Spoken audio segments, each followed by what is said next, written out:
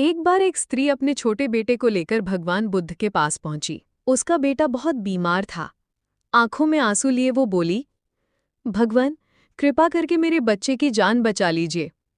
बुद्ध ने करुणा भरी दृष्टि से उसे देखा और कहा, बहन, मैं तुम्हारे पुत्र को ठीक कर सकता हूं, पर इसके लिए तुम्हें सरसों के कुछ दाने लाने होंगे। स्त्री ने तुरंत कहा, भगवान, ये तो बहुत आसान है, सरसों तो हर घर में मिलती है। लेकिन बुद्ध ने शर्त रखी, याद रखना, ये सरसों के दाने ऐसे घर से लाने हैं जहां अब तक किसी की मृत्यु न हुई हो। स्त्री जल्दी से गांव की ओर दौड़ी। पहले घर गई, वहां सरसों तो थी, पर किसी बुजुर्ग की मृत्यु हो चुकी थी। दूसरे घर गई, वहां भी सरसों थी, पर किसी बच्चे की मृत्यु हो चुकी थी। तीसरे, चौथे, पांचवें पूरे गांव में घूमी, लेकिन हर घर में किसी न किसी की मृत्यु का अनुभव था।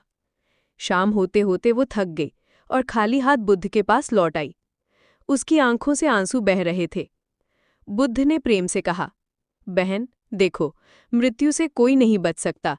जैसे जन्म होता है वैसे ही बुढ़ापा, बीमारी और मृत्यु भी निश्चित है। ये संसार का नियम है। इस सत्य को स्वीकार कर ही हम दुख से मुक्त हो सकते हैं। उस स्त्री ने उस दिन समझ लिया कि मृत्यु से भागना संभव नहीं है, लेकिन सत्य को समझकर हम जीवन को शांति और धैर्य से जी सकते हैं। शिक्षा। मृत्यु अवश्यम भावी है। जीवन का सच्चा मार्ग यही है कि हम दुख को स्वीकार करें और करुणा, धैर्य और सत्य के साथ आगे बढ़ें।